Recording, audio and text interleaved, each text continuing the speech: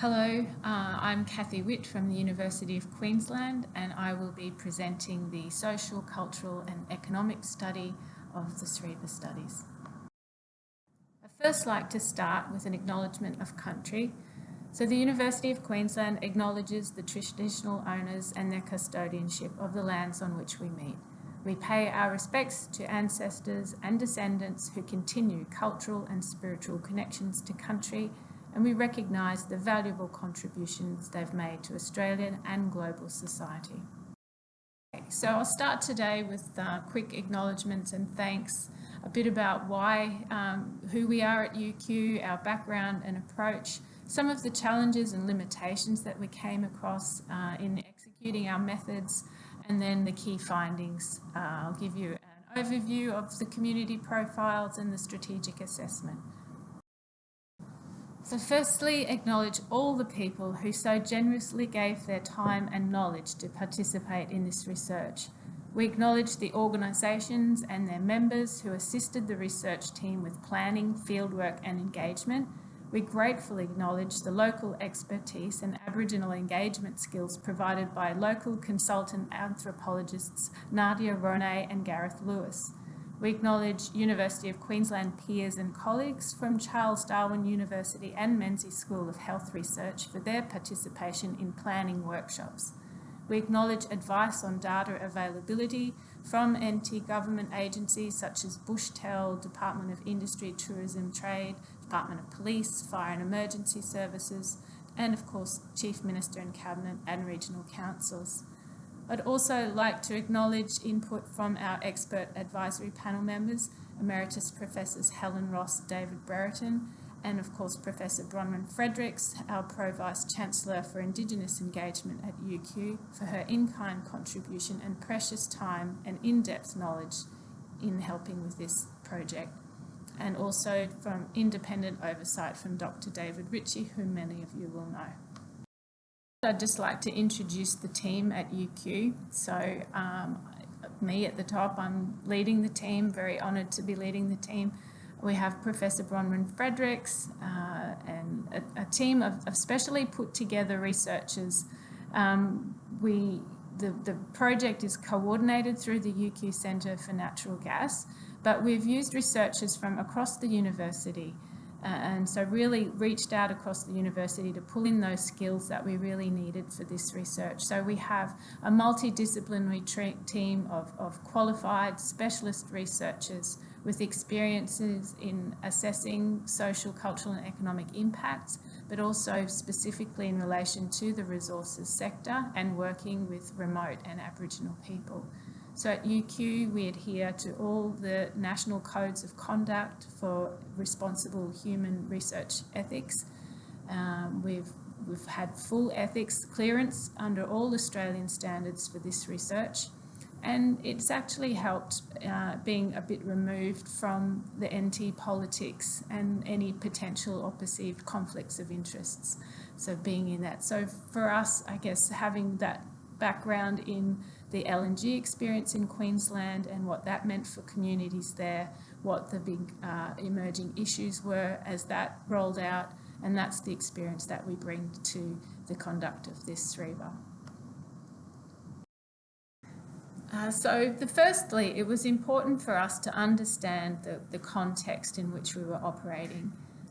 From the beginning, it's clear, obviously, this has been a sensitive issue. It's quite a politicised discourse environment, and we needed to recognise that.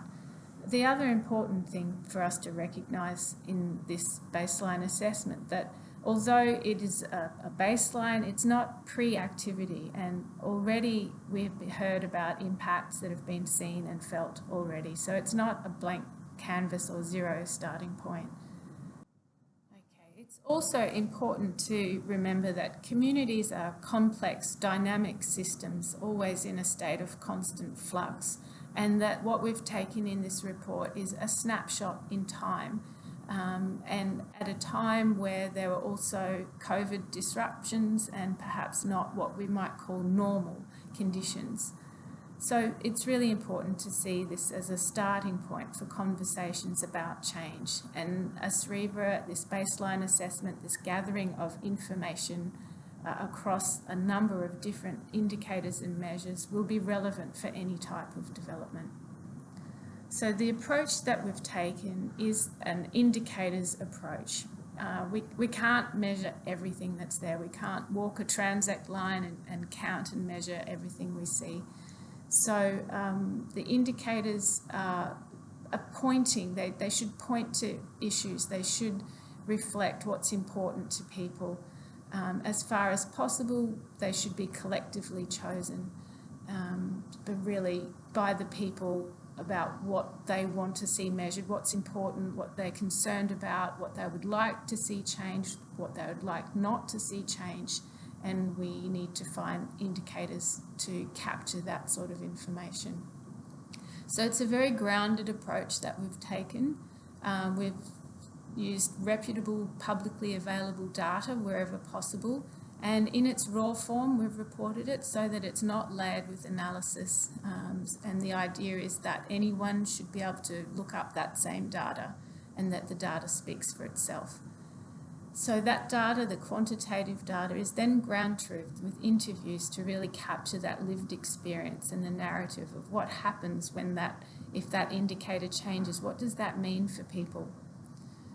We've also tried to be as inclusive as possible in capturing our information, and really focused on trying to capture the range of different perspectives rather than high numbers perhaps, but making sure that we've captured that diversity.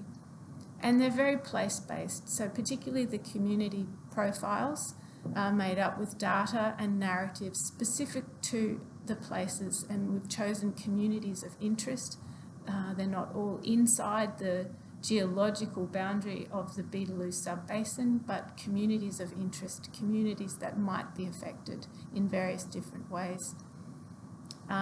We also recognise that there are pastoralists living on their stations amongst those communities, but to preserve anonymity in those views, we also asked which community they felt most aligned with. So a lot of their perspectives will be included in the community profiles, but otherwise hopefully captured well in that strategic overview report.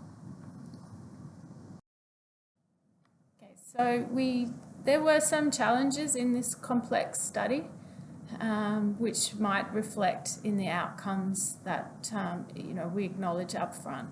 So the first one really is, while there is a range of relevant data available, there's quite a lot of social data available really, but it's collected and reported at different geographical and temporal scales that often don't align with each other.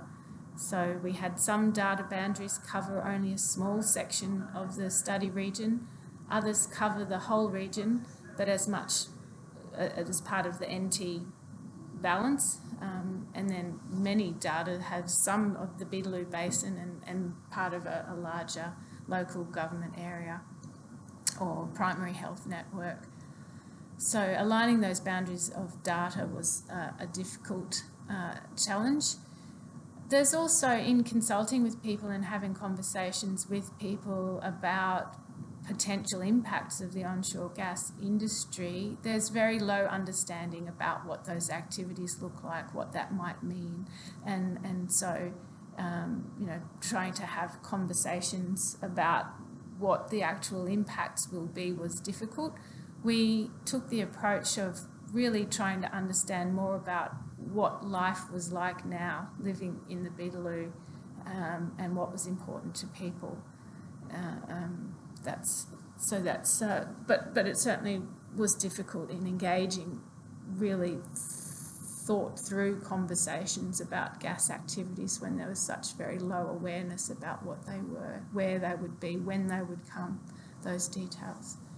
And of course, COVID restrictions on travel and having large gatherings was also a limitation. We had thought we might have some larger public meetings, but we decided that that wasn't safe in the current environment to do that sort of methodology. that sort of engagement with large meetings. We also had envisaged using interactive touch screen technology, which we also decided was too risky for the spread of COVID and having people close together huddled around a screen. So the high levels of uncertainty in the windows of travel opportunity also limited our ability to line up local research assistants to help us out, but we have identified quite a few people who expressed interest in working with us in future or in future work if there was to be. So the limitation we found that in combining that interactive survey piece with the interviews, it just made the interviews very long. And so we focused more on getting the richness of narrative in the interviews rather than sort of stepping through that very sequential line of questioning of a survey format. So the interviews and the conversations took priority over having people complete the survey questions. And the draft report, obviously a report of this size, it would have benefited from peer review and from stakeholder input. The draft report was reviewed by our expert advisory panel, but it was not made available back to stakeholder groups and organisations for full review. Okay, so here's just a quick overview of what we did do in terms of methods. So here's the full list of themes that were to be covered, and these were laid out in the original SRIBA framework and the guidance note for the SCE study. But you can see there's 7 themes there, and within each of them 10. So it worked out that there were over 50 different quantitative indicators that we used in each community, plus the survey questions, which ended up with 300 tables of data. And then we had longitudinal data wherever possible, so 3 or more data points for each one. So we've collected that quantitative data, matching it with the interviews, and we've interviewed over 200 people.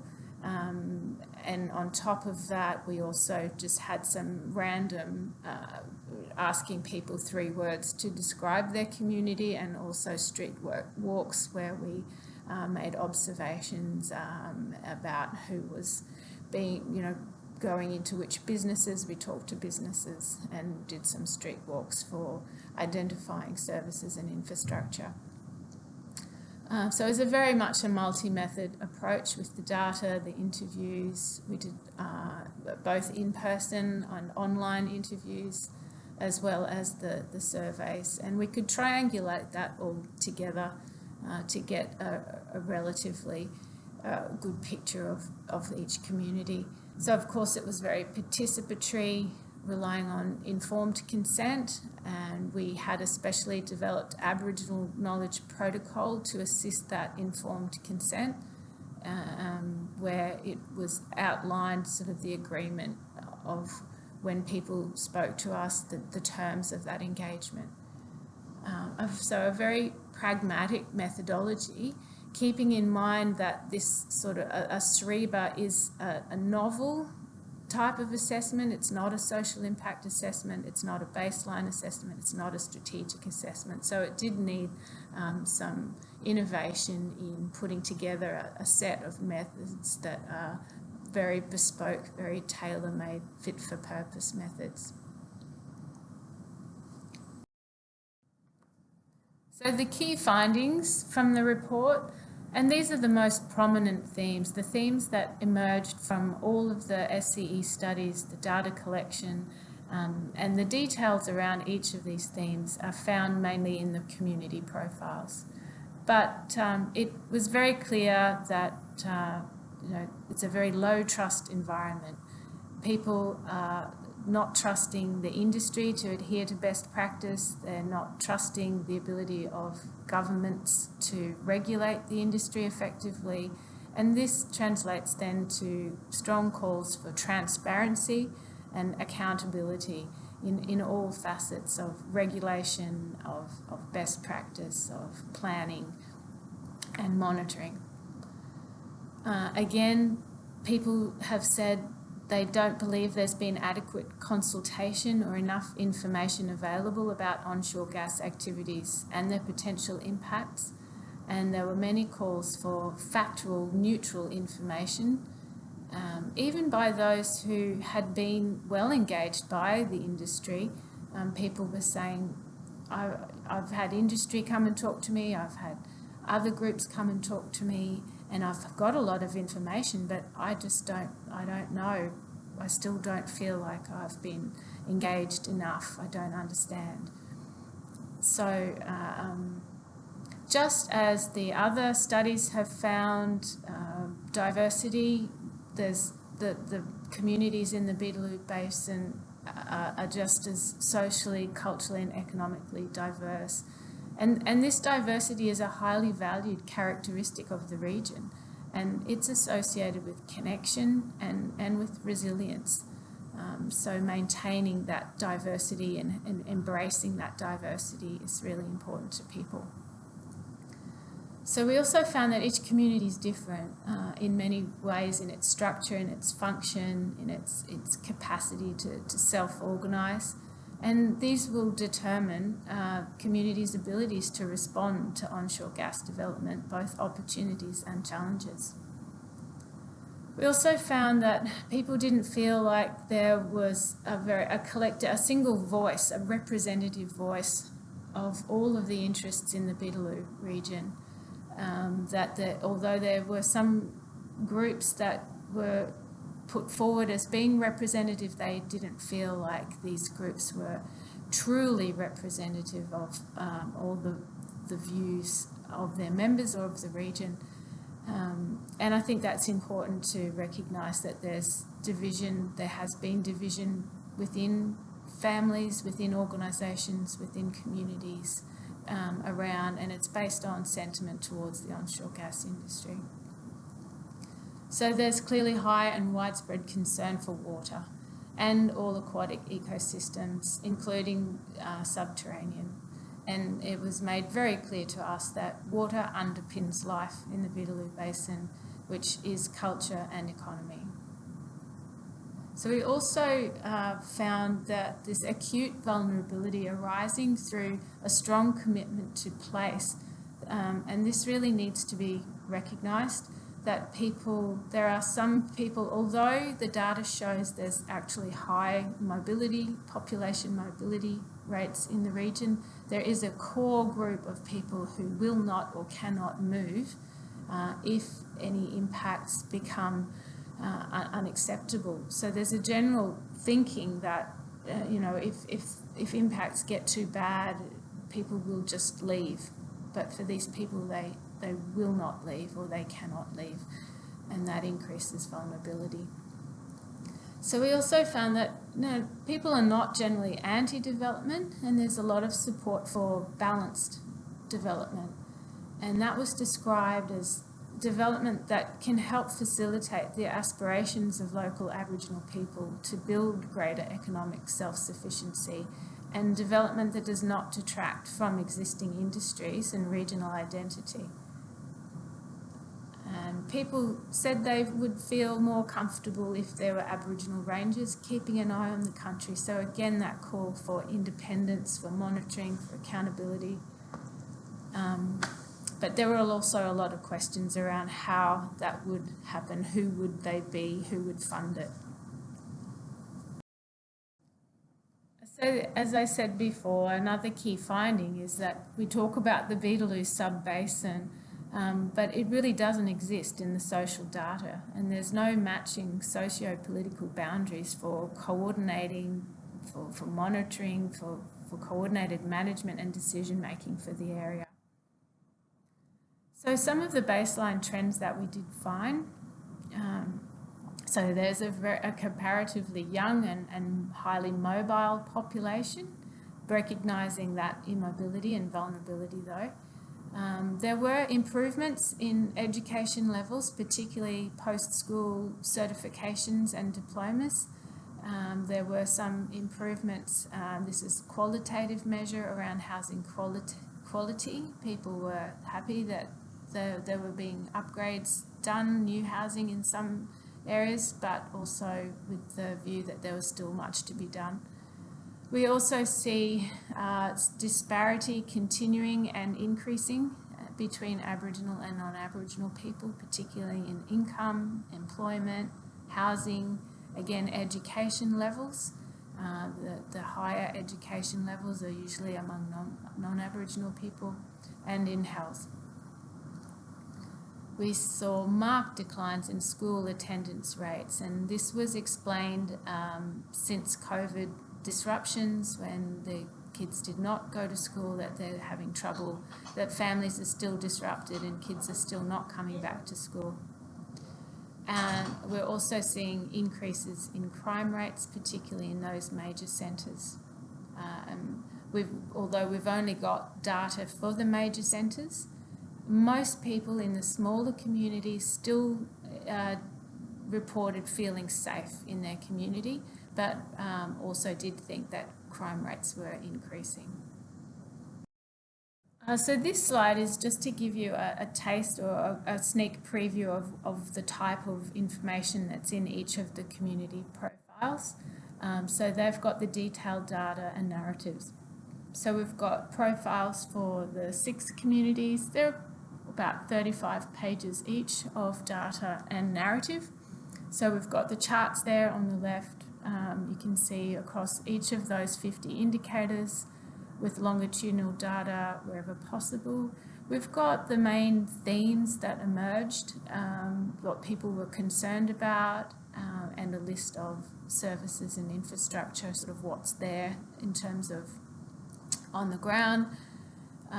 Then we've also got the survey and interview results for each community, specific to that community, that level of detail. So you can see up the top there, we've just done a little bit of a word cloud from asking people for 3 or some words that they felt described their community. Right, so as well as the baseline assessment, pulling all the data together, the other component of the SREBA studies is a strategic overview. So this is really pulling on all of the existing issues and concerns that we heard, but importantly, what was really important to people in the region that they felt needed to be protected or enhanced. So again, across all the themes. For the social themes, there's this very strong desire for community-led development. So most people thought that their community was the same as 5 years ago. They didn't feel like there'd been much change. For those who did feel that there's change, most of them slightly more thought there was change for the worse. So people aren't seeing a lot of change at the moment happening. There's also quite a low appetite for growth. Most people thought that their community had a good number of people the way it was, and there were also limitations to growth, particularly in terms of housing infrastructure, waste management, power and water, roads and communications. So really the conclusion that communities are not ready currently for rapid growth without some sort of significant upfront investment. We found that highly mobile population masks that core, very stable population with very highly connected, and these are people are quite concerned and have acute vulnerability to change. A very strong perceived lack of voice, which also leads to the low trust in government. So people don't feel like they're being heard at all. In fact, words forgotten, we've been forgotten, kept coming up repeatedly in the interviews. We also identified critical skills gaps, which are not unique to the area, but certainly play out. These equate to barriers to further education for people and employment. So in the economic themes, we're still seeing this inequity in opportunities and abilities to capture any economic benefit that might come from onshore gas development. We're seeing increasing costs of living, and with a high proportion of people on fixed incomes and sitting right on that poverty line. So this is a source of increasing worry for people, the costs of living. We're also still seeing COVID-related impacts on businesses, with the tourism numbers coming back this year, but increasing freight costs, increasing still disruptions to supply chains, finding staff. So the idea that the existing industries, although they make a significant contribution to the economy, they also make a significant contribution to social identity of the region, to the whole social fabric of the region, and that they're an important part of the history and the character of the Beetaloo Basin.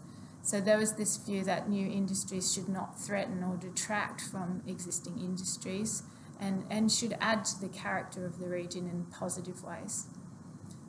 So there's also concerns about resilience of businesses, particularly small businesses in the region. That's quite a high turnover of small businesses. And so for the cultural themes, Aboriginal culture was described as still being very strong in the region, but there are some challenges to maintaining and to transferring culture on. There's the view that development should seek opportunities to help Aboriginal people in their efforts to preserve and maintain cultural integrity, very much, again, relating back to community-led development. So there was also the hope for community-specific cultural awareness training, the view that if there were people coming to work in the community, they should have some training in how to work with Aboriginal people and how to understand the cultural landscapes that they're going to be working in. And that this could be, again, led by the local Aboriginal people, and that could also be a business model going forward. Okay, so we originally identified sort of 4 key regional development aspirations, and these are described much more fully in the final report. The first one being safe and sustainable development. And this was described to us as well-managed development that was compatible with existing industries, that does not compromise existing ecosystems and ecological functioning, and that it doesn't jeopardise culture or future opportunities and lifestyles. So they were not anti-development at all, but needing that safe and sustainable balanced development. That development should also be coordinated, and this was described to us as development that considers the full life cycle of projects. There was concern about waste material, waste water, waste products, logistics in and out, that development that leaves a positive legacy, so that thinks well into the future in terms of setting up economic diversity, opportunities, skills, leaving those positive legacies once it's gone.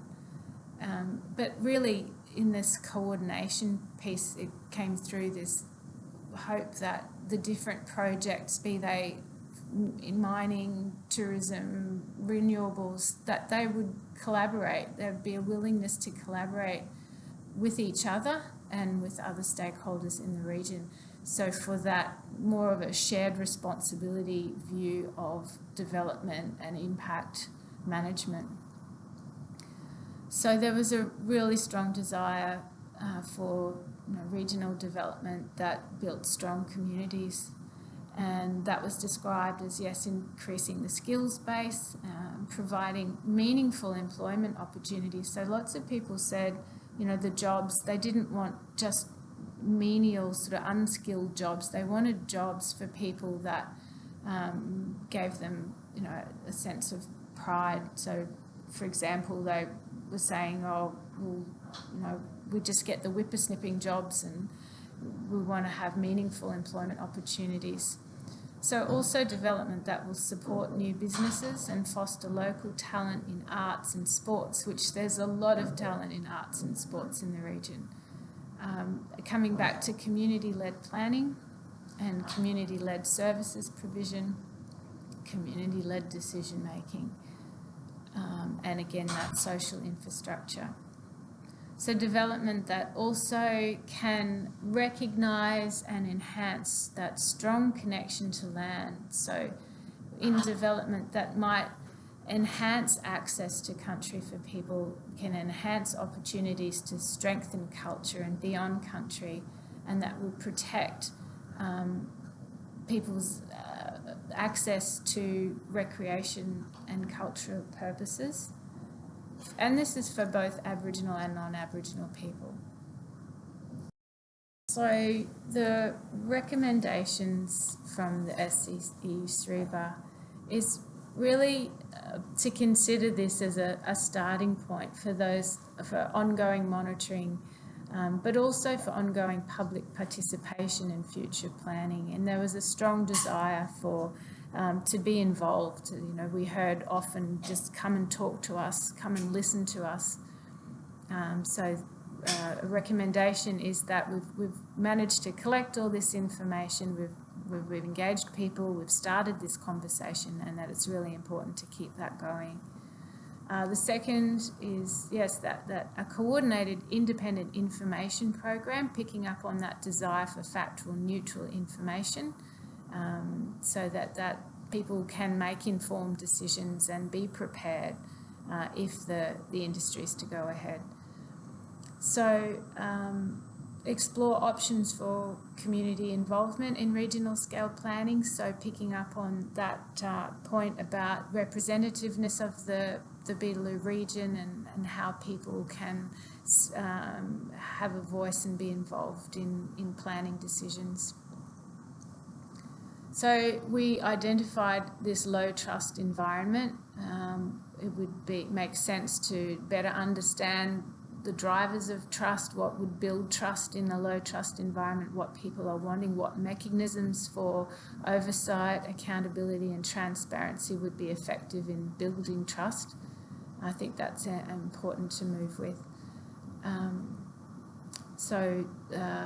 Investigate options. Yeah, so the idea of an Aboriginal Ranger group. So there were, that was sort of widely thought to be a good idea and generally accepted amongst the region, but there were some questions about how that would happen. So I think that needs some further investigation about how that might happen and how you would go about establishing a group, what that would look like.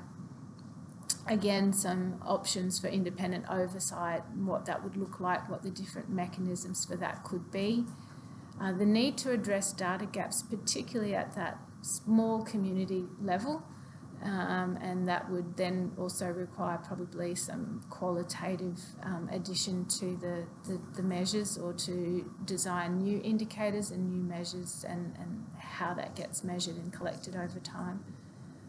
So really investigate opportunities for collaboration again between the projects in the region to get that coordinated development that people are asking for. Is there some sort of a regional trust, or you know, what that would look like? So that needs further investigation. Picking up on the idea of the cultural training packages, so there could be some support for local communities to develop their own cultural training, or they called them welcome packages, and they said that would go for anybody who came to that community to work, for the school teachers, for the health workers, so that they understood the communities and the landscapes that they were going to be working in. So also to help prepare communities for the effects of development, or for change in general. So once it becomes a bit more clear what they might be, but making sure that those communities are prepared and informed. The other idea that came through in the data collection was this, the need to try and find a one-stop shop, if you will, or an easily accessible platform to coordinate the different supports that are available, and provide some easy access mentoring and guidance to help those that would like further education or to choose employment and training options, to go through rehabilitation to help them on their way. So some pathways type programs. That was also suggested to us. So keeping in mind that these are not recommendations that we've made as researchers, but these are the recommendations that people have said to us in the data collection that we are passing on in this report. So in conclusion, the 3-bar is designed to inform science-based policy and planning. It has enhanced our scientific understanding of the social, ecological and hydrological systems in the Beetaloo region. And importantly, it's initiated those really important conversations about future development, what it might look like, and what those valued components of current systems are that need to be protected or enhanced to enable those sustainable regional outcomes. But again, it does not conclude with the completion of this report and handing over, that there would be hopefully some ongoing conversations and monitoring to come. So thanks for listening. There is a lot more in the full report, as you can imagine. This is a very quick overview of what's there, and we are happy to take any feedback in the spirit of continuing the conversation. Thank you. Overview of what's there, and we are happy to take any feedback in the spirit of continuing the conversation. Thank you.